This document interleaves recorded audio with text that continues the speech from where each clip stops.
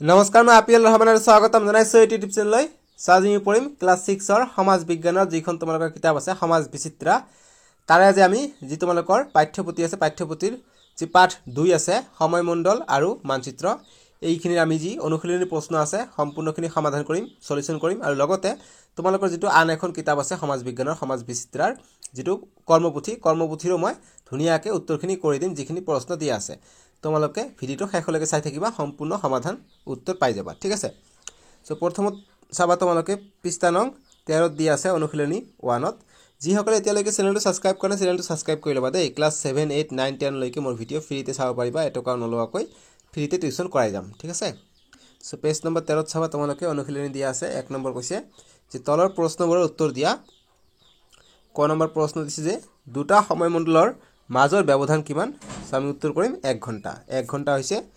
দুটা সময়মণ্ডলৰ মাজত ব্যৱধান 2 নম্বৰ যে পৃথিৱীখনক কেইটা সময়মণ্ডলত ভাগ কৰা হৈছে গতিকে ইয়াত লিখিম 24টা সময়মণ্ডলত ভাগ কৰা হৈছে ঠিক আছে 1 ঘণ্টাত 15 ডিগ্ৰী কে আছে সেইকাৰণে 24টা যেনেকৈ আমাৰটো কলকাতা টাইম জোন আছে 5:30 ঠিক আছে জিএমটি যি কি নহওক গ নম্বৰ প্ৰশ্ন যে ভাৰতৰ মাজেৰে যোৱা কোনডাল দ্ৰাঘিমা ৰেখাৰ সময়ক দেশখনৰ মান সময় হিচাপে গণ্য কৰা হৈছে সো আমি উত্তৰ কৰিম যে 82 ডিগ্ৰী 30 মিনিট পূব 82 ডিগ্ৰী 30 মিনিট ওপৰতে টান আছে হা 30 মিনিট পূব দ্ৰাঘিমা ৰেখাৰ সময়ক দেশখনৰ মান সময় হিচাপে গণ্য কৰা হৈছে ভেৰি ভেৰি ইম্পৰ্টেন্ট এটো এমসিৰ কাৰণে আহে তোমালোকৰ পাঠৰ ভিতৰৰ কোশ্চেন আহিব পাৰে 2 নম্বৰ প্ৰশ্ন সময়মণ্ডল কেনেকৈ গণনা কৰা হয় সময়মণ্ডলটো আমি কি দৰে গণনা কৰো আমি উত্তৰ কৰিম মুখ্য দ্ৰাঘিমা ৰেখাৰ 0 ডিগ্ৰী সময়ৰ যিটো মুখ্য দ্ৰাঘিমা ৰেখা আছে মুখ্য দ্ৰাঘিমা ৰেখাৰ যিটো মান এটো হৈছে 0 ডিগ্ৰী এটো মনত ৰাখিবা সেইকাৰণে ব্ৰেকেটটো মই 0 ডিগ্ৰী দি দিছো সো উত্তৰটো মই ধুনিয়াকৈ আকৌ পঢ়ি দিও যে মুখ্য দ্ৰাঘিমা ৰেখাৰ সময়ৰ লগত প্ৰতি 15 ডিগ্ৰী দ্ৰাঘিমাংশৰ মুৰে মুৰে 1 ঘণ্টা যোগ বা বিয়োগ কৰি সময়মণ্ডল গণনা কৰা হয় সো যদি এটো আমি মুখ্য দ্ৰাঘিমা ৰেখা বুলি ধৰি লওঁ ইয়াৰ যেটো পূব ফালে যদি আহে এটো পাছ কি হয় যোগ হয় আৰু যদি পশ্চিম ফালে থাকে তেনেহলে 1 ঘণ্টা 15 ডিগ্ৰী কে যোগ হ'ব তেতিয়া পশ্চিম ফালে থাকিলে বিয়োগ হ'ব তেতিয়া আমি 1 ঘণ্টা বিয়োগ কৰিম ঠিক আছে এইটোৱে এনেকৈ আমি সময়মণ্ডল গণনা কৰো এতিয়া অনুশীলনী 2 চাম মই যি তোমালোকৰ লাষ্টত প্ৰশ্ন দি আছে কেনেকৈ টাইম জোন ওলাই হেতুৱে মই ধুনিয়াকৈ কৰাই দিম তোমালোকে তেতিয়া বুজি পাবা যে মুখ্য দ্ৰাঘিমা ৰেখা 0 ডিগ্ৰী কি হয় সো অনুশীলনী 2 ত চাবা তোমালোকে পৃষ্ঠা নং 16 দি আছে 1 নম্বৰ যে তলৰ প্ৰশ্নবোৰৰ উত্তৰ দিয়া ক নম্বৰ প্ৰশ্নটো দিছে যে মানচিত্ৰৰ উপাদান কেইবিধ আৰু কি কি গতে মানচিত্ৰৰ উপাদানটো কেইবিধ আৰু হেতু আমাক খুদিছে সো আমি উত্তৰ লিখিম যে 4টা যে মানচিত্ৰৰ উপাদান হৈছে 4টা যে 4টা সেইবোৰ হল দিশ দূৰত্ব অৱস্থান আৰু সাংকেতিক চিহ্ন এই 4টা হৈছে কি মানচিত্ৰৰ উপাদান ঠিক আছে এতিয়া খ নম্বৰ যে প্ৰধান দিশ 4টা কি কি আমি উত্তৰ কৰিম উত্তৰ দক্ষিণ পূব আৰু পশ্চিম এই 4টা হৈছে প্ৰধান দিশ ঠিক আছে এতিয়া গ নম্বৰ মানচিত্ৰ মাপনি বুলিলে কি বুজা সো আমি উত্তৰ কৰিম যে ভূপৃষ্ঠৰ ওপৰৰ প্ৰকৃত দূৰত্বক মানচিত্ৰত যি অনুপাতত হ্ৰাস কৰি মানচিত্ৰত দেখুওৱা হয় তাকে মানচিত্ৰ মাপনি বলে বুজি পাইছা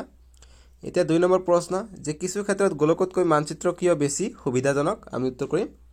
যে কিছু ক্ষেত্ৰত গোলকতকৈ মানচিত্ৰ বেছি সুবিধাজনক কাৰণ মানচিত্ৰত গোলকৰ তুলনাত বেছি তথ্যৰ উপস্থাপন কৰিব পাৰি লগতে মানচিত্ৰত কোনো এখন ঠাই বা জিলাৰ তথ্য সুন্দৰকৈ উপস্থাপন কৰিব পাৰি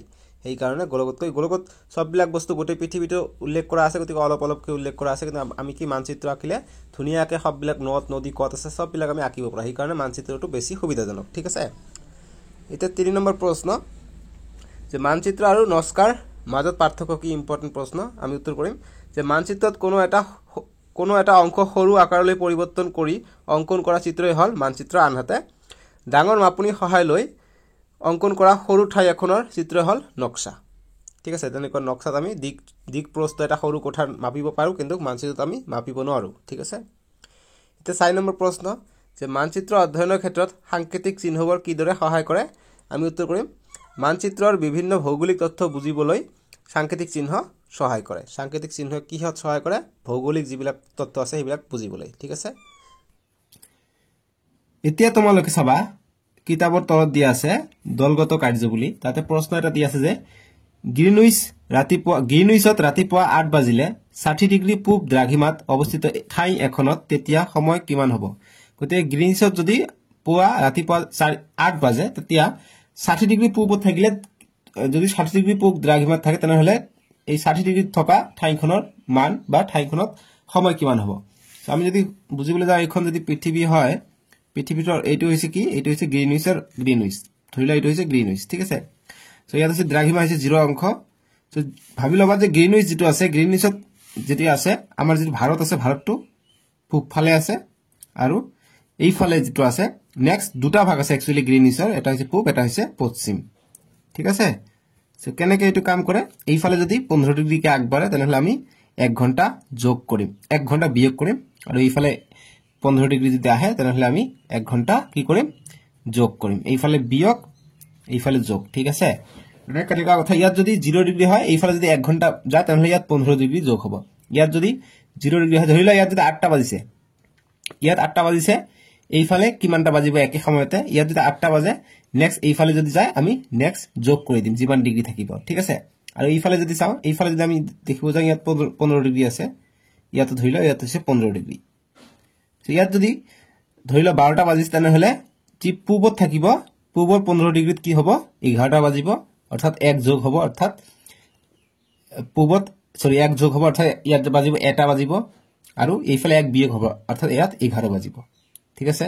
মানে কেনেকা ধৰণৰ কথা আমাৰ যদি ভাৰতত এতিয়া 10 বাজিছে গ্ৰীনউইচত কি বাজিব গ্ৰীনউইচত বাজিব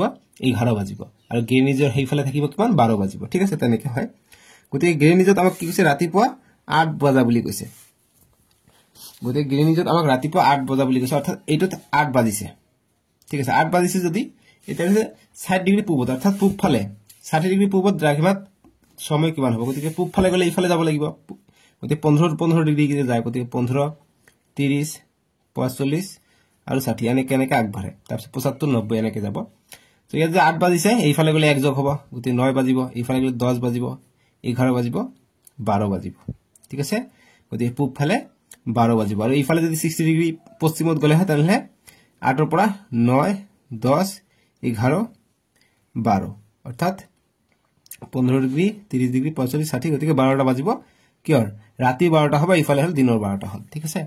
সো গতিকে তেতিয়া সময় কিমান হ'ব গতিকে 12 বাজিব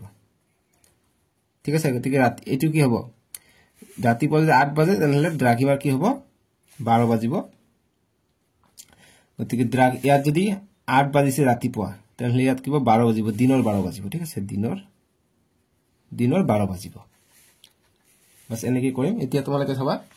যে তোমালোকৰ কৰ্মপুথি আছে কৰ্মপুথি চাবা পাঠ 2 সময়মণ্ডল আৰু মানচিত্ৰ ইয়াৰ আনসাৰখিনি মই দি দিছি তোমালোকে চাবা এইখিনি সাৰ্চ কৰিলে আহি যাব আনসাৰখিনি F7 V3 I3 সববিলাক পাঠৰে সববিলাক সাবজেক্টৰে দিয়া আছে ধুনিয়াকৈ তোমালোকে সেইখিনি চাই লবা সো ইয়াত দিছে খালি ঠাই পূৰ কৰা কিতাপ চাবা ইয়াত যদি জেৰক্স বুজা নাই প্ৰথম এক নম্বৰটো কৈছে যে আন্তৰ্জাতিক তাৰিখ ৰেখাৰ মান হৈছে এটো লিখি আমি 180 ডিগ্ৰী তাৰপিছত খ নম্বৰ যে মুখ্য দ্ৰাঘিমা ৰেখাৰ পৰা দেশ গলে সময় পিছুৱাই যায় গতিকে পশ্চিমত গলে কি হয় সময় পিছুৱাই যায় তাৰপিছত গ নম্বৰ যে ভাৰতৰ পূব সীমাৰ পৰা পশ্চিম সীমালৈ সময়ৰ ব্যৱধান হৈছে 1 ঘণ্টা হ'ব এটো 1 ঘণ্টা 45 মিনিট এতিয়া 2 নম্বৰ কৈছে যে তলৰ উক্তিবোৰ শুদ্ধ নে অশুদ্ধ কাকত দিয়া খালী বাকচত লিখা গতিকে প্ৰথমটো দিছে যে পৃথিৱীয়ে পূবৰ পৰা পশ্চিমলৈ গতি কৰে গতিকে এইটো কি এইটো অশুদ্ধ হ'ব কিয়নো পৃথিৱীয়ে পূবৰ পৰা পশ্চিমলৈ গতি কৰে গতিকে পূবৰ পৰা পশ্চিমলৈ যায় কিনা যায় পশ্চিমৰ পৰা পূবলৈহে যায় গতিকে এইটো ভুল হ'ব তাৰপিছত খ নম্বৰ যে মুখ্য দ্ৰাঘিমা ৰেখাৰ মান হৈছে 0 ডিগ্ৰী গতিকে এইটো শুদ্ধ হ'ব তাৰপিছত গ্ৰীনউইচতকৈ আগতে দুপৰীয়া হোৱা ঠাই এখন পূব দ্ৰাঘিমা অংশত অৱস্থিত গতিকে ঠিক আছে গ্ৰীনউইচকৈ আগতে কত হ'ব পূব ঠাইত যি থাকিব তাতে কি হ'ব গ্ৰীনউইচ গতিকে হেতু নহব কাৰণ পূব ফালে থাকিলে কি হ'ব প্লাস হ'ব গতিকে পশ্চিম ফালে থাকিলে কি হলে হয় যদি গ্ৰীনউইচকৈ আগত দুপৰীয়া হোৱা ঠাই গতিকে যদি আগত দুপৰীয়া যদি হয় এটো আগত পূব ফালে হ'ব তাৰ পিছতহে পশ্চিম ফালে হ'ব গতিকে ইয়াত কৈছে পূব ফালে দুপৰীয়া আগত নহয় ঠিক আছে আগত ৰাতিপুৱাহে হ'ব গতিকে এইটো ভুল হ'ব তো ঘ নম্বৰ যে দ্ৰাঘিমাংশ অনুসৰি কোন এখন ঠাইৰ সময়কে সেই ঠাইখনৰ স্থানীয় সময় বলে গতিকে ঠিক আছে ৰাইট চিন দিম শুদ্ধ ঙ নম্বৰ যে মুখ্য দ্ৰাঘিমা ৰেখা আৰু আন্তৰ্জাতিক তাৰিখ ৰেখাৰ মাজত সময়ৰ ব্যৱধান হৈছে 1 দিন গতিকে ঠিক আছে 1 দিন 24 ঘণ্টা ৰাইট হ'ব শুদ্ধ হ'ব এতিয়া 3 নম্বৰ আমাক কৈছে যে এইবিলাকৰ সংকেত দেখাব কৈছে যেনেকৈ প্ৰাকৃতিক আমাৰ জানে বৃক্ষ আছে বৃক্ষৰ সংকেত এইটো যেনেকৈ ৰাজনৈতিকত আমাৰ জিলা পৰে জিলাৰ সংকেত হৈছে এইটো ঠিক আছে তাৰপিছত যেনেকৈ যাতায়াতৰ সংকেত যাতায়াত পৰা আমাৰ পকী পথ এইবিলাক এইটো হৈছে পকীপথৰ সংকেত যেনেকৈ কেঁচা পথত দিব পাৰে কেঁচা পথ যদি দিওঁ কেঁচা পথৰ সংকেত হৈছে এইটো ঠিক আছে সংকেতিক চিহ্ন হয় এইবিলাক যিকি হওক 4 নম্বৰ পেজত আমি উত্তৰ কৰিলে এতিয়া 5 নম্বৰ পেজত কৰিম এতিয়া 5 নম্বৰ পেজত সবাইজন মানুহ আছে সো এইফালে আছে কি উত্তৰ ফালে আছে গছ দক্ষিণ ফালে আছে নদী তাৰপিছত পূব ফালে আছে পাহাৰ পশ্চিম ফালে আছে কুয়া তাৰপিছত যি উত্তৰ পূব আছে এইফালে কি হল বা চিত্ৰ আছে মই নাজানো এইটো উত্তৰ পূবত এইটো চিত্ৰ আছে ঠিক আছে সো মই আনসাৰখিনি দি দিছো দক্ষিণ ফালে আছে নদী পূব ফালে আছে পাহাৰ পশ্চিম ফালে আছে কুয়া তাৰপিছত আমি নেক্সট যেটো চাই হেতু মই চিত্ৰত উঠাই নাই নেক্সট যেটো কৈছে নেক্সট পেজত পেজ নম্বৰ 6 চাবা তোমালোকে যে উত্তৰ পূবত কি আছে উত্তৰ পূবত এইটো আছে এইটো চিহ্ন যিহৰ চিহ্ন এইটো বেলিৰ নিচিনা কিবা দেখা পাইছো উত্তৰ পূবত আছে উত্তৰ পূব ঠিক আছে গতিকে এইটো হ'ব পাৰে গতি তোমালোকে চাই লবা এইটো বেলি নেকি কিবা ভালকে উঠা নাই এইটো যেহেতু মই জেৰেক্স কৰি লৈ আহিছো পেপাৰটো এইটো হৈছে উত্তৰ পূব তাৰ দক্ষিণ পূবত আছে দলং দক্ষিণ পশ্চিমত আছে চাংঘৰ এইটো চাংঘৰ দক্ষিণ পূব দক্ষিণ আৰু পূব এইটো হৈছে চাংঘৰ তাৰপিছত উত্তৰ পশ্চিম ইয়াত আছে অট্টালিকা বিল্ডিং আছে ইয়াত উত্তৰ পূব আছে উত্তৰ পশ্চিম এইটো হৈছে উত্তৰ এইটো হৈছে পশ্চিম এইটো হ'ব অট্টালিকাটো যিকি নহওক তাৰপিছত এইবিলাক আৰু নালাগে জাস্ট নস্কা আঁকিব দিছে নস্কা আনি দিছো আৰু ঠিক আছে যেনেকৈ এটা নস্কা আঁকি দিছে এইটো ৰাস্তা এইটো অধ্যক্ষৰ কক্ষ এইটো বিদ্যালয় আঁকিছো ইয়াত ফুলনি আছে ইয়াত শ্ৰেণী কোঠা ইয়াত আছে শিক্ষকৰ কাৰ্যালয় বা শিক্ষকৰ জিৰণি কোঠা এইটো আৰু উত্তৰ দক্ষিণ পূব পশ্চিম নেক্সট 7 নম্বৰ পেজত চাবা 7 নম্বৰ পেজত এনেকৈ আঁকিব দিছে কিবা কিবি মানচিত্ৰ আঁকিব দিছে এটা চাৰিসীমা সো এইবিলাক নালাগে ঠিক আছে 7 নম্বৰ নালাগে এনে দিছে আৰু বাৰু এইবিলাক প্ৰজেক্ট টাইপৰ হয় সো যিকি নহওক আমি নেক্সট ভিডিঅ তোমালোকৰ নেক্সট চেপ্টাৰ যেটো আছে চেপ্টাৰ 3 হেতু কৰিম তোমালোকে ডেসক্ৰিপচনত পাই যাবা